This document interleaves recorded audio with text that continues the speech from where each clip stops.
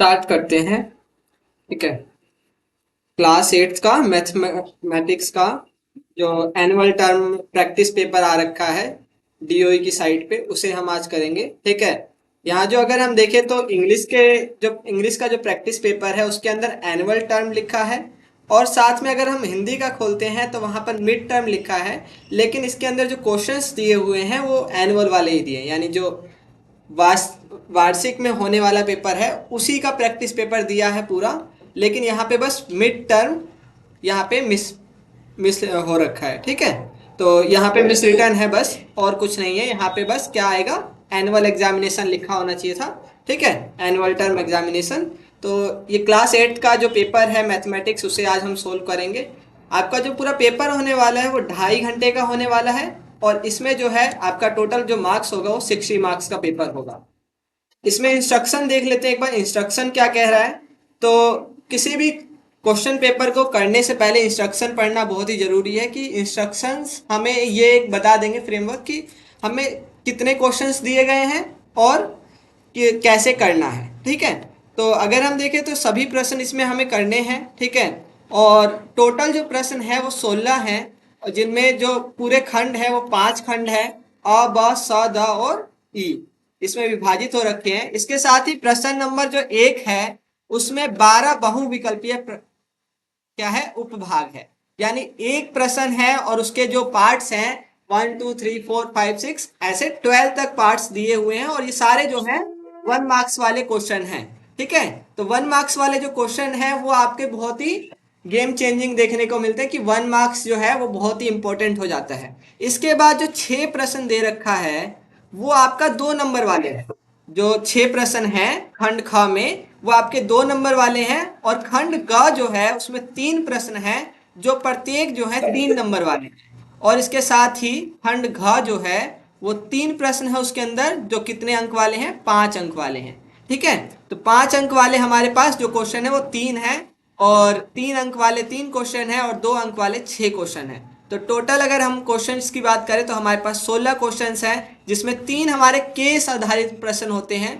Case आधारित प्रश्न जो है वो प्रत्येक 4 अंक वाले हैं, जिसमें एक एक और 2 उपभाग में विभाजित हो रखे हैं। तो अगर हम देखें तो आप जो है यहाँ पर इजिली 60 में से 40 अंक आराम से प्राप्त कर सकते हैं। 40 अंक कैसे प्राप्त कर सकते हैं, तो अगर हम देखें तो यहाँ पर प्रश्न नंबर 1 के जो 12 पार्ट्स हैं, यहाँ से आपके कम से कम 6 या 8 तो आराम से ठीक हो जाते हैं।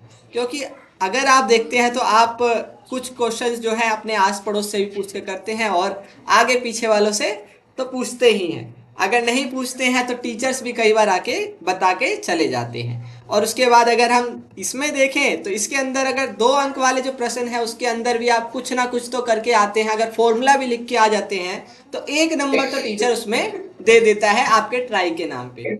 और अगर हम देखें 3 अंक वाले प्रश्न, तो उसमें भी अगर आप फॉर्मूला लिख देते हैं और जो गिवन दे रखा है वो लिख देते हैं, और साथ में ये लिख देते हैं कि क्या फाइंड आउट करना है, और थोड़ा सा बस प्रैक्टिस कर उसमें कर दिया, तो आपका जो है सॉल्यूशन का 2.5 नंबर, या फिर आपका जो है वहां पर कितना नंबर मिल सकता है, 1.5 नंबर तो मिल ही सकता है। तो यहाँ पर आपको नंबर मिल जाएंगे, और 3 अंक वाले में मिल जाएंगे। और जो केस आधारित प्रश्न है वहां पर तो आपके मार्क्स कटते ही नहीं है ज्यादातर, क्योंकि वहां पर आपको देखने को मिलता है कि केस आधारित जो प्रश्न होते हैं उसमें आपका इमेज दिया होता है या फिर कुछ सेंटेंस दिए होते हैं, और उसको देखकर ही आपको क्या करना है, उत्तर देने हैं। तो पहले से ही आपका आंसर जो है, सॉल्यूशन जो है वो उसी प्रश्न में दिया हुआ होता है, तो बस आपको उसे लिखना है। और आगे यहाँ पर कह रहा है कि आपको जो है साफ सुथरी आकृति बनानी है, और आकृति बनाने के लिए हमेशा किसका यूज करना है, तो पेंसिल का यूज करें। ठीक है। पेंसिल का अगर आप यूज नहीं करेंगे तो आपका मार्क्स जो है वहां पे कट जाएगा या फिर नहीं दिया जाएगा। ठीक है। और जहां पर आवश्यक हो पाई की जगह हमें किसका प्रयोग करना है, 22/7 का प्रयोग करना है। और कैलकुलेटर की आपको यहाँ अनुमति नहीं दी गई है, कोई बच्चा कैलकुलेटर लेके ना चले जाए। ठीक है। अगर आप लेकर गए तो आपसे वो जब्त कर लिया जाएगा, या फिर आपको जो है वहां पर चीटिंग का टैग लगा दिया जाएगा और आपके मार्क्स कट जाएंगे। ठीक है। और कोई भी प्रश्न लिखने से पहले उस प्रश्न का नंबर डालें, खंड डालें कि कौन से खंड का प्रश्न कर रहे हैं आप। और ज्यादातर ये रहेगा आपका ठीक पैटर्न रहता है कि आप क्रम में लिखें।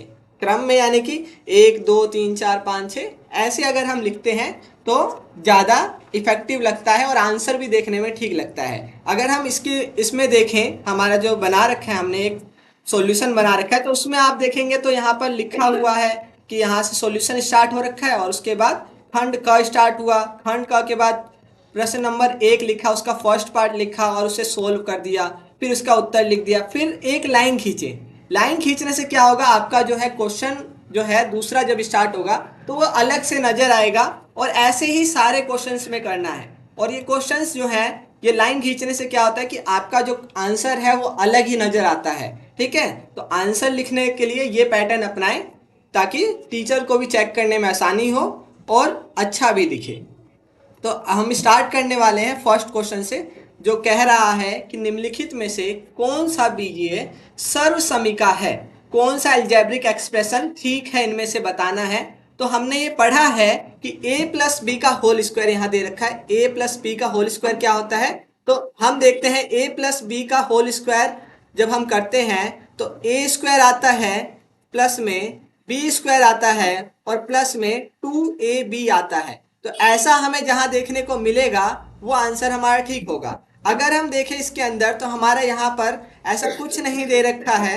ठीक है, हमारा यहाँ पर जो है फर्स्ट ऑप्शन में देखते हैं तो यहाँ पर a प्लस बी का होल स्क्वायर तो है, लेकिन a square plus B square ही तक यहाँ पर दे रखा है। और अगर हम अगले में देखें तो a माइनस बी का whole square, a minus B का होल स्क्वायर तो a स्क्वायर प्लस में बी स्क्वायर माइनस में 2ab। तो ये हमारा A square minus B square का था, यहाँ पर तो ए माइनस 2ab मिसिंग है और प्लस में माइनस का यहाँ पर दे रखा है, तो ये नहीं हो सकता है।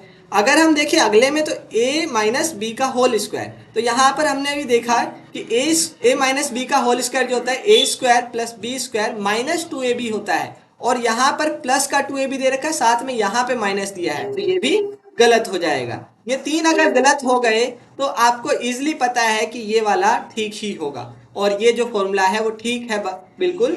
a प्लस बी का होल स्क्वायर क्या होता है, A square plus 2ab plus का बी स्क्वायर। तो ये आपका जो आंसर है बिल्कुल ठीक हो जाएगा।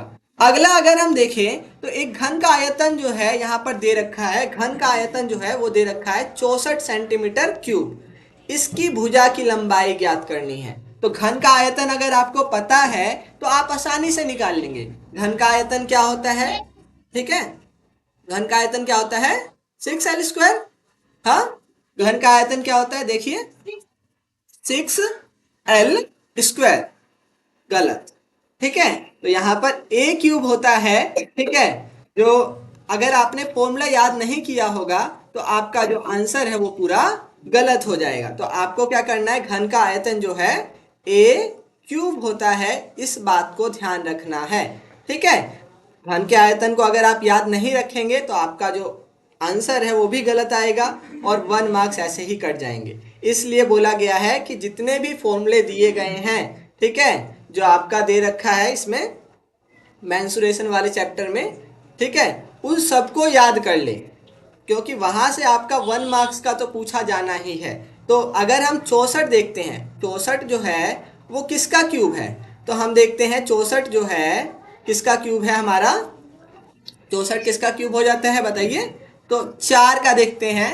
4 का जो क्यूब है, क्यूब रूट क्यूब जो होता है वो 64 होता है। ठीक है, कितना होता है 64। तो हमारा आंसर जो है ए जो है वो ठीक हो जाएगा। आपको क्यूब भी याद होने चाहिए, कम से कम 10 तक क्यूब आपने अगर याद कर रखा है तो आपके लिए बहुत ही बेनिफिशियल रहेगा वो, कि आप जल्दी से जल्दी आंसर्स कर पाएंगे। और उसके बाद अगर हम देखें तो आपको जो स्क्वायर रूट है वो भी आपको कम से कम कहाँ तक याद होने चाहिए, 15 तक तो एक नॉर्मल बच्चे को याद होने चाहिए।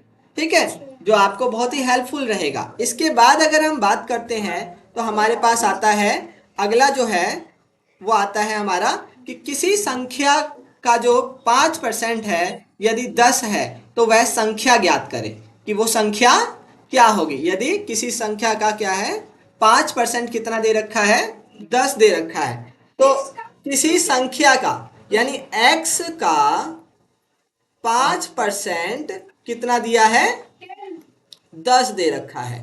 तो क्या हम आसानी से निकाल सकते हैं। परसेंट हटाने के लिए हमें बस क्या करना होता है, बटे में 100 करना होता है। और अगर हम इसे सॉल्व करेंगे तो x जो है उसका क्या हो जाएगा, यहाँ गुना में है तो ये सारी जो वैल्यूज है यहाँ आके डिवाइड में हो जाएंगी और हमारा जो आंसर आएगा वो क्या आएगा, क्या आ जाएगा, 200 आ जाएगा। बिल्कुल सही, 200 आ जाएगा।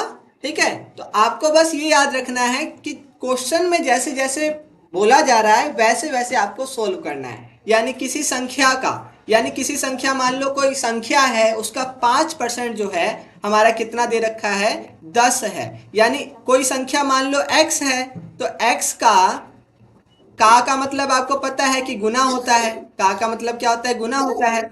और उसका 5% जो है किसके बराबर है, तो 10 के बराबर है। तो वो संख्या निकालने के लिए आपको बस ये तरीका करना है और आपका आंसर इजीली आ जाएगा। इसके बाद दे रखा है पासा फेंकने पर विषम अभाज्य संख्या आने की प्रायिकता क्या है।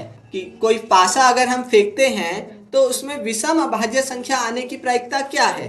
तो हम अगर बात करें तो अभाज्य संख्या कहाँ से स्टार्ट होती है, तो अगर हम देखें तो अभाज्य संख्या जो होती है प्राइम नंबर 2, 3, 5 और उसके बाद 7, ये जो संख्याएं हैं वो अपने टेबल में आती हैं और एक के टेबल में आती हैं, वही अभाज्य संख्याएं होती हैं। तो एक पासा फेंकने पर हमारे पास क्या क्या आता है, तो 1 आता है, 2 आता है, 3 आ सकता है, 4 आ सकता है, 5 आ सकता है और 6 आ सकता है। इसमें बात करना है कि इसमें सम संख्या कौन सी है, तो सम संख्या जो 2 के टेबल में आती है 2, 4, 6, और जो विषम संख्या है वो 1, 3, 5। तो यहाँ पर कह रहा है कि विषम विषम संख्या कितनी है, 1 है, 3 है और 5 है। 1, 3, 5 है, 1 है, 3 है और 5 है। लेकिन यहाँ पे अभाज्य की बात की गई है। अभाज्य संख्या कौन कौन सी है, 3 है और 5 है, 3 है और 5 है। तो 3 और 5 जो है वो दो संख्याएं हैं और टोटल जो संख्याएं हैं अगर हम देखें तो 1, 2, 3, 4, 5, 6, 6 संख्याएं हैं। तो 2/6 यानी कि इसको अगर हम कट करेंगे तो 1/3 आंसर आएगा। यानी कि ए जो है वो बिल्कुल ठीक है। तो आपको ये बात ध्यान रखनी है कि सम संख्याएं कौन सी होती हैं जो 2 के पहाड़े से डिवाइड हो जाती हैं, विषम संख्याएं कौन सी होती हैं जो 2 के पहाड़े से डिवाइड नहीं होती हैं, और अभाज्य संख्याएं कौन सी होती हैं जो केवल अपने पहाड़े में आती हैं और एक के पहाड़े में आती हैं, वो जो है अभाज्य संख्याएं होती हैं। तो ये संख्या भी आपको याद रखनी है कि ये संख्याएं कौन सी होती हैं। ठीक है, इसके बाद कहा है निम्नलिखित में से कौन सा विषम संख्या का वर्ग है। विषम संख्या अभी बात करी थी, विषम संख्या कौन सी होती है जो किससे डिवाइड होती है, अपने टेबल से, लेकिन 2 के टेबल से डिवाइड नहीं होती है। तो विषम संख्या 1, 3, 5 है। ठीक है, तो यहाँ अगर हम देखें, हमने बोला था कि 15 तक आपको कम से कम याद होना ही चाहिए। तो ये जो है 12 का स्क्वायर है। ठीक है, ये जो है आपका कितने का स्क्वायर है, 15 का है। ये जो है आपका कितने का स्क्वायर है, 20 का। ये जो है 18 का स्क्वायर है। तो विषम संख्या जो है 15 है यहाँ पर। तो हमें ये आंसर सी जो है बिल्कुल ठीक हो जाएगा। तो विषम संख्या का जो वर्ग है वो 225 है। ऐसी अगर हम बात करें, अगर 13 का स्क्वायर भी दिया होता तो वो विषम संख्या का ही स्क्वायर है। ठीक है, तो ये बात ध्यान रखें। इसके बाद दे रखा है कि ये किसके बराबर होगा। ठीक है, 1 का क्यूब प्लस में 2 का क्यूब प्लस में 3 का क्यूब, ये किसके बराबर होगा ये पूछ रहा है। तो 1 का क्यूब तो 1 ही होता है, 2 का क्यूब जो होता है वो 8 होता है और 3 का क्यूब क्या होता है, 27। इन तीनों को जोड़ दो, जोड़ने पर हमारा क्या प्राप्त हुआ, तो हम देखें तो 27 और 9, 27 जमा 9 तो कितना प्राप्त हुआ हमारा, 35 प्राप्त हुआ। 3 और 6, 36, 36 प्राप्त हुआ हमारा। ठीक है, और 36 जो है हमें पता है किसका स्क्वायर है, तो हमें पता है 6 का स्क्वायर जो है वो 36 है। इसलिए हमारा जो आंसर होगा वो क्या हो जाएगा, सी हो जाएगा, 6। ठीक है, तो हमारा आंसर क्या हो जाएगा, 6। इसलिए हमने बोला स्क्वायर आपको पता होना चाहिए और क्यूब जो है वो पता होना चाहिए। स्क्वायर कम से कम आप कर ले 15 तक भी चलेगा और क्यूब जो है वो 10 तक भी चलेगा।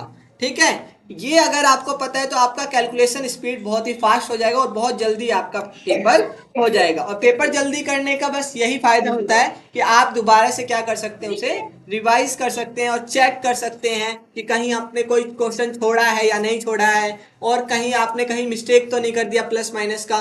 तो उस वजह से बहुत ही इंपॉर्टेंट वो हो जाता है। इसके बाद अगर हम बात करें तो अगला क्वेश्चन बोल रहा है, निम्नलिखित में से किस आकृति के विकर्ण एक दूसरे को समद्विभाजित करते हैं?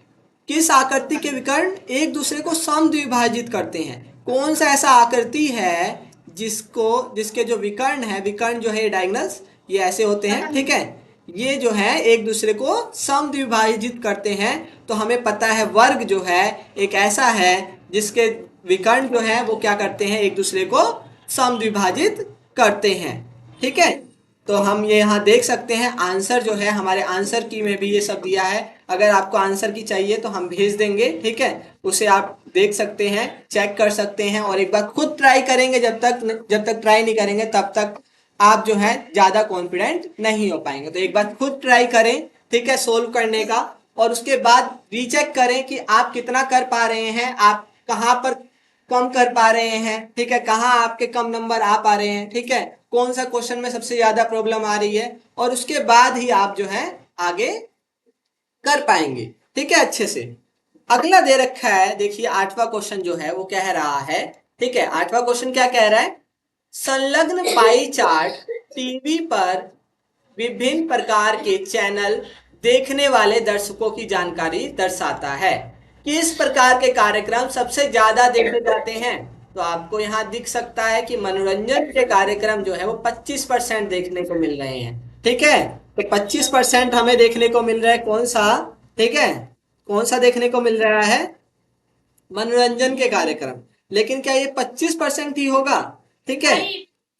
तो अगर हम देखें, अगर हम यहाँ देखें तो हिंदी में कई बार गलत देखने को मिल जाता है, और इंग्लिश में अगर हम देखते हैं तो यहाँ एंटरटेनमेंट वाले कितने हैं, 50% हैं, ठीक है। तो हिंदी वाले पे भरोसा ना करें ज्यादा, ठीक है। एक्चुअल में जो आंसर माना जाएगा करेक्ट वो इंग्लिश वाले के अकॉर्डिंग माना जाता है। तो इस वजह से इंग्लिश वाला एक बार क्वेश्चन कंफर्म देख लें, ठीक है। इंग्लिश वाले में जो लिखा है वही सत्य माना जाएगा, हिंदी वाला नहीं माना जाएगा, ये बात ध्यान रखें। कहीं आप हिंदी मीडियम से हैं तो आप हिंदी वाले को लेकर चले और फिर सर से लड़ने लग जाए कि सर ये तो यहाँ पर ऐसे दे रखा है। तो फाइनल जो माना जाता है आंसर करेक्ट वो इंग्लिश वाले का माना जाता है, ठीक है। तो यहाँ पर जो है 50% जो है सबसे ज्यादा कार्यक्रम मनोरंजन वाले देखने को मिलते हैं, ये गलत दे रखा है यहाँ पे, ठीक है। इसके बाद 36 के घन का इकाई अंक क्या है? 36 के घन का इकाई अंक क्या है? घन जो होता है उसकी पावर कितनी होती है, 3, ठीक है। इकाई अंक क्या होगा, तो 6 का अगर हम देखें तो क्या होगा, 6 का अगर हम क्या करते हैं, क्यूब करते हैं तो कितना हो जाएगा हमारा, 6 का क्यूब कितना होता है बताइए, 6 का क्यूब हमने इसलिए कहा था कि 10 तक कम से कम आपको जो है क्यूब आने ही चाहिए, ठीक है। तो कितना है आपका 6 का, अगर 6 का किसी का भी करते हैं तो 36 और फिर 6 ही आएगा लास्ट में हमेशा इसमें 6 ही आने वाला है। तो 6 का जो होता है वो 216, ठीक है, क्या होता है 216 होता है क्यूब। तो इस बात को ध्यान रखें, 10 तक कम से कम क्यूब जो है वो कर ही लें, आपके लिए बहुत ही बेनिफिशियल होने वाला है वो, क्योंकि क्यूब से और स्क्वायर आपका 15 तक बहुत बेनिफिशियल रहेगा। इसके बाद 10वां क्वेश्चन, यदि किसी चतुर्भुज के 3 कोण जो है 75 डिग्री के बराबर हो तो चौथा कोण कितना होगा? अगर 3 कोण 75 दे रखे हैं तो टोटल जो है हमारा कितना हो जाएगा, तो अगर हम देखें तो कितना हो जाएगा बताइए, तो 223 हो जाएगा। और अगर हम देखें तो हमारा टोटल कितना होता है, 225, ठीक है, 225 होगा। और अगर हम टोटल देखें तो हमारा 360 होता है चतुर्भुज का, हाँ, चारों कोण का सम कितना होता है 360। और अगर 3 कोण दे रखे हैं 75 डिग्री 75 डिग्री 75 डिग्री, तो हमारा 225 के बराबर ये 225 अगर हम इसमें से माइनस कर दें तो हमारा चौथा कोण क्या हो जाएगा, निकल जाएगा। कितना आ जाएगा, तो हमारा कितना आ जाएगा 135 डिग्री। बी जो है एकदम सही आंसर हो जाएगा, ठीक है।